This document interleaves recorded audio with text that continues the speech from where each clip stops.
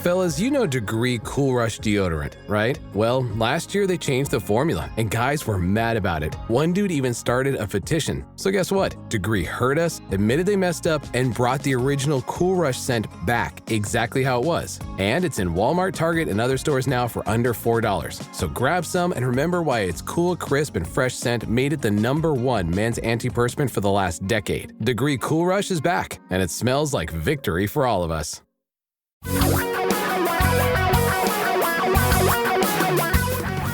Reality radio for a really great future. We're talking real money. Okay, here's something I never do. I never do a Sunday podcast. Well, okay, I did once. We were banned by YouTube. I did one then.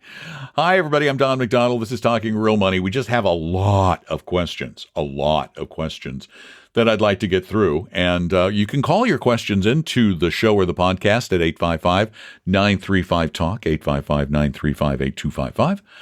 Or you can write them in at talkingrealmoney.com or record them at talkingrealmoney.com, just like this.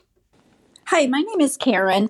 Thank you for your podcast. I've been learning a lot. I have a question regarding small cap stocks. I heard you recommend on a podcast VSMAX, and I was reading about Paul Merriman's the buy and hold the 10 fund strategy, and I was following that, and he was recommending VIOO, which has a higher expense ratio than the fund that you recommended, the VSMAX, but it also has a larger 10-year return. So I'm just wondering why, or should I go with the VSMAX? Is that better? I also have been investing in the U.S. Small Cap 600 Value, VIOV.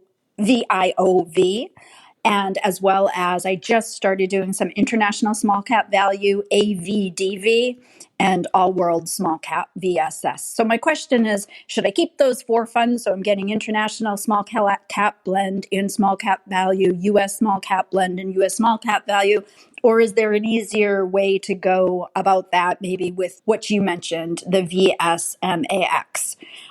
So if you could let me know that would be great. And also if you have any recommendations for a large cap value, I do have this is all in retirement assets. I'm trying to put the small cap in Roth versus traditional. And the large cap value, I prefer Vanguard funds, but I am open to if you think there's another one that's better as well. Thank you. Stick with the Merriman thing. If you're doing Paul's portfolio, you're not going to... We're quibbling over little tiny differences over time and predicting whether a broader small cap fund is going to do better than a narrower small cap fund is very, very, well, it's not difficult. It's impossible. It just can't be done. We don't do well at predicting the future. And so therefore I would just keep doing what I'm doing. And a large cap value fund, I'm trying to think of a value index, and nothing is coming to mind right off the top of my head. And again, I don't know that you need to add it, because if you have one of Paul's portfolios, you have larger companies in there, and you're going to have growth in value. And really the kicker for return from a historical and academic perspective, that kicker comes from small cap value,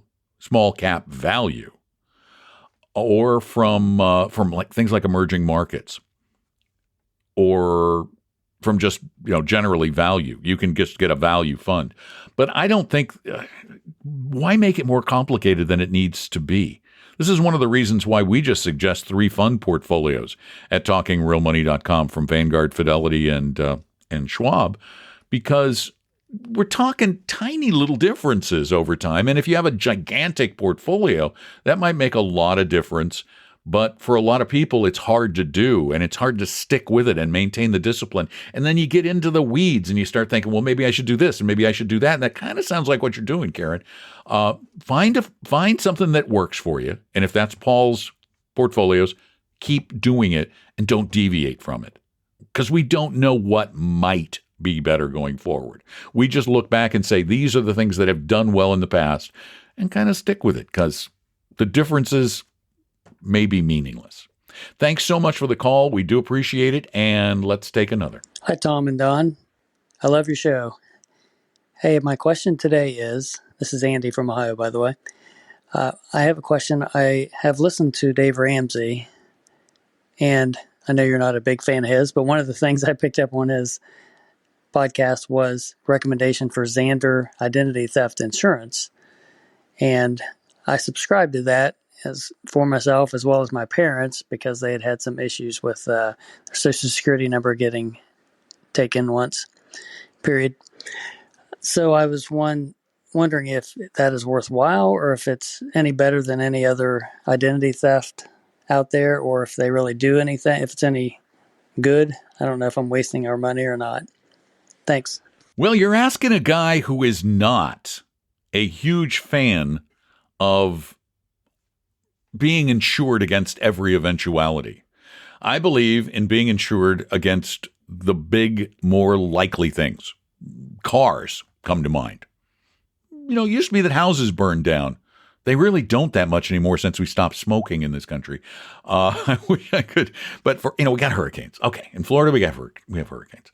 But I got to tell you, I personally would not insure myself against identity theft. And I looked at those Xander policies. Those aren't cheap. And if you look at the actual numbers, very few people.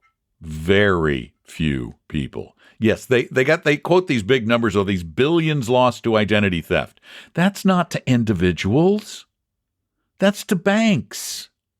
If someone steals your identity and opens credit cards in your name and racks up big bills, who's responsible for them? Not you. Not you. And insurance companies and people who make money off of insurance companies like Dave want to whip you into an emotional frenzy to get you to buy. And most of that stuff you don't need.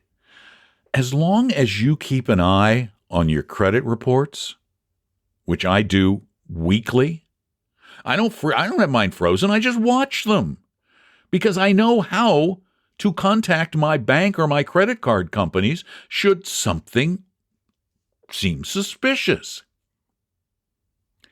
And I even bank with a bank that says if your debit card is accessed, we're going to make you whole. So there are ways to do this without spending $75, $100, $150, $200 a year for insurance from which they know, and you probably really know, you're never going to collect. It's designed to make us worry less, but we're worrying about things for which we probably don't have much of any liability. Yeah, there may be hassles and headaches getting all the cards back, but come on. For hundreds of dollars over the course of years, can you pick up the phone and make some phone calls? I think I can. I know I can. I've done it. I've had my card numbers stolen. I protect my identity relatively zealously, but could it be stolen? Yeah. So what are you going to do with it? I'm watching. I'll fix it. And I won't have any liability. So, no, I think it's a waste of time. I think it's making Xander rich and Dave rich, but I don't think it's going to help you a whit. Thanks for your question. I really appreciate it. And, I'm just going to do one more. I decided I'm just going to do one more. Kind of clean out the files for a while. Hey, Tom and Don. Longtime listener of the show. I've had some great conversations with Tom at Vestory and the fact that you meant what you said whenever I got my hour-long consultation. And ironically, Tom said we're doing just great on our own. So much appreciated for everything you guys do. My question is, my wife is an orthopedic PA and her company automatically puts in 10% into their 401k offering. It's through Edward Jones with all American funds. And I know I've heard you guys talk about American funds not being the greatest thing in the world. We currently max out both of our own individual Roths. We contribute a ton through my 403B. We have separate investments, everything else, yada, yada. But it's 10% free money. Is there any suggestion there as far as what we should do with that portion of our retirement portfolio since it's American funds? Maybe we should just find whichever is their lowest cost fund and put it in that, and that's where we'll keep the portion of whatever that particular investment is in that. But just curious if there's any options we can do as far as trying to get out of the American funds portion of things, or if we should just be thankful for free money. Thanks again for all you guys do. Thanks for all the nice comments. Yeah, Tom, that's our philosophy at Vestory. If you don't need us, we're not going to try and pitch you to be a client. Come on. That would be stupid. Well, it'd make us money, but we're not anything for a buck people. We want to make an honest living.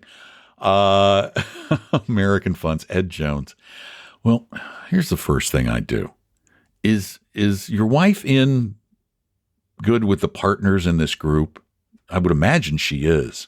Maybe some evening, with over drinks, she should suggest that maybe they look at moving the 401k to Schwab or Fidelity or Vanguard or someplace where there are lower fees and get lower fee products. I know. Here's the deal. The managing partner is probably buds with this person at Ed Jones. And that's why they have the account, because there's a relationship there. But if you guys can make the case that this is not just costing the employees money, but it's costing the partners money. And it is, because if they were with Vanguard funds, the fees would be like 0.1% per year compared with 0.6, 0.7, 0.8% per year, even more with American funds. And while that's not enough to really make a dramatic difference, it will make a difference, but you're getting free money. So when it comes right down to it, I would make sure that my portfolio is allocated properly. I would have the more expensive, the internationals, the smaller company stocks and all those in your Roths. And then, lean for the lower fee products that fit your portfolio in the 401k. But really, maybe try to get them. Here's an idea. See if she can get the person in charge to call the show or the podcast and just get our opinion. Just say, call these guys and see what they think. Okay? Try that. Or just have a little talk with them and say, we could save a huge amount of money. And is this a good enough friend that you want to make them wealthier and the employees poorer?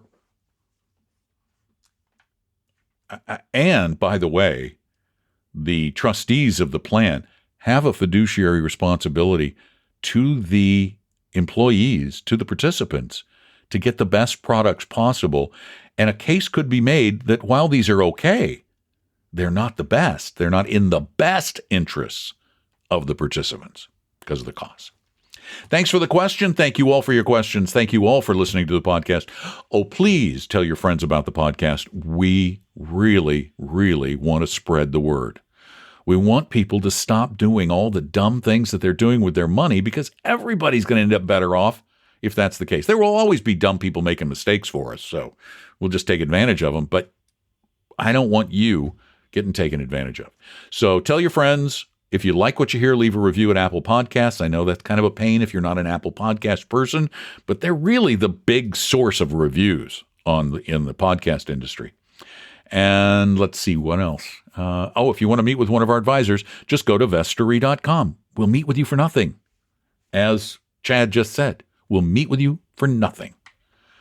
And if you don't need us, we're not going to tell you you do. And even if you do need us, we're not going to try and push into doing anything. That's your call. Thanks for listening.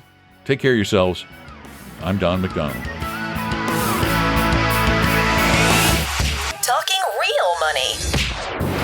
We hope you realize realize that the information provided on Talking Real Money is for educational and hopefully enjoyable purposes only. Providing personalized financial planning or investing advice takes time, so please consult with a really good fee-only fiduciary investment, tax, or legal advisor. We know a good one. Investing must always involve risk. In other words, you can and probably will lose money at times. Also, as much as you want it, no one can accurately, consistently predict the future. So past performance doesn't tell you a darn thing about what the future will bring. Unlike many other programs that say something similar, Talking Real Money is not trying to get you to buy or sell any financial products or securities. Instead, the program is provided as a public service by Vestry, a fee-only registered investment advisor. Thanks for listening, and please visit TalkingRealMoney.com for more information and disclosures. Are we done now?